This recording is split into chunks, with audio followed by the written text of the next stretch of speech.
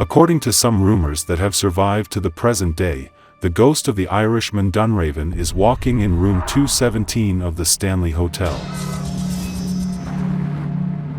Those who stay in this room see his ghost.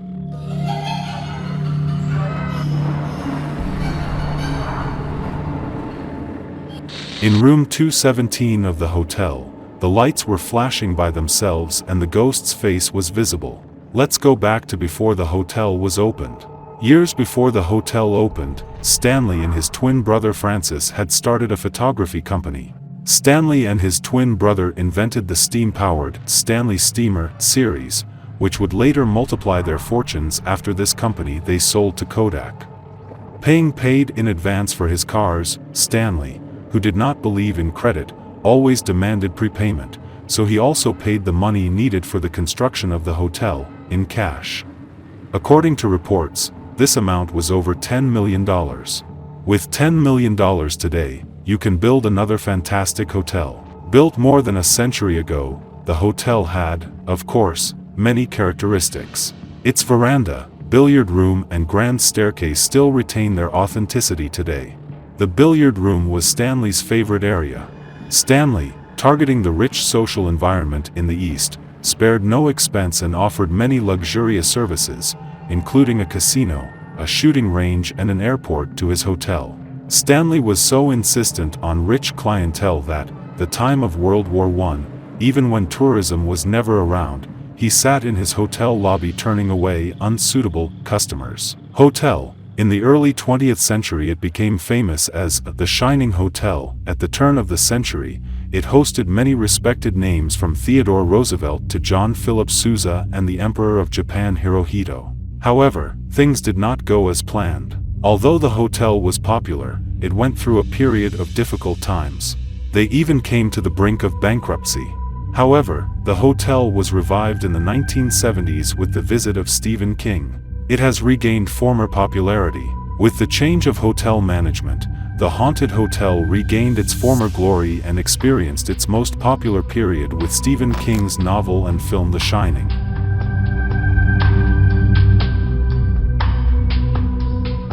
Room 217, allegedly where Stephen King himself stayed and described as haunted in the novel, and changed to 237 in Stanley Kubrick's film adaptation, still remains popular and is usually booked months in advance.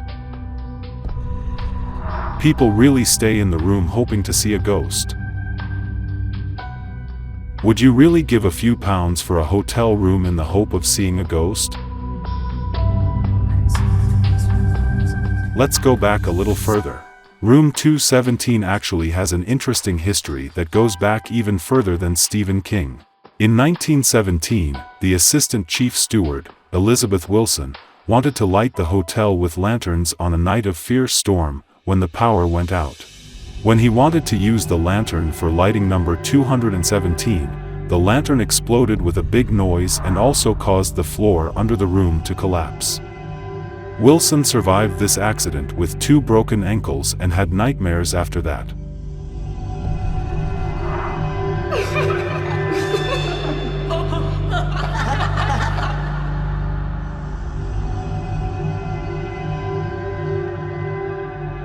How realistic is debatable, but the situation that makes Wilson's story creepy is a little more creepy.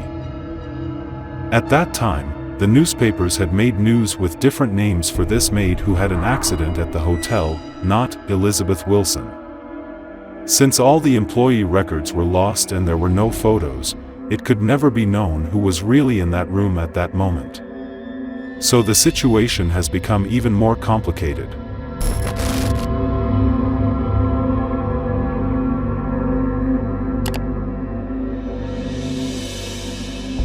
In the haunted hotel, different movies were also made. When comedian Jim Carrey came to the hotel for the movie Dumb and Dumber, he wanted to stay in room 217. The film crew warned him severely. But the room became even more mysterious when Carrey decided to leave without explanation just 3 hours after he settled in the room. Department Director Kevin Laffey said in a statement, "None of us know what happened to him in that room. He never talks about that room." When he said it, it was literally scary.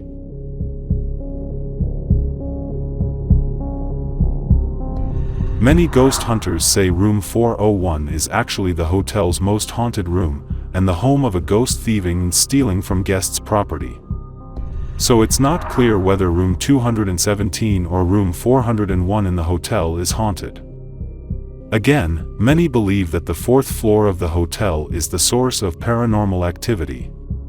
Rumor has it that there's always some creepy kid laughter on this floor of the hotel.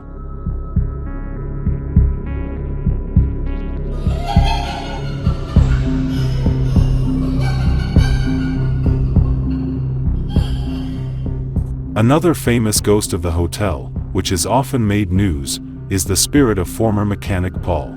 The guide to the ghost tours of the hotel claims that the spirit of the mechanic, who died of a heart attack while shoveling snow outside in 2005, interacted with guests during the night ghost tours.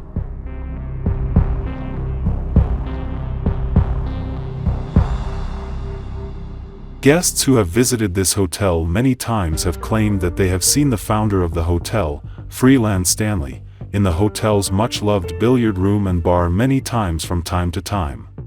The Stanley, which depicts a hotel horribly isolated from civilization in both the novel and the film, is actually just outside Estes Park, the summer town an hour's drive from Denver.